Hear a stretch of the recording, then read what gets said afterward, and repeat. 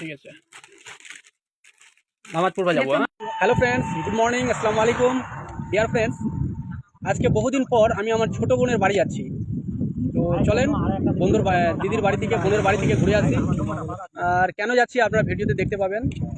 প্রায় 2 বছর পর আমি আমার ছোট বোনের বাড়ি যাচ্ছি।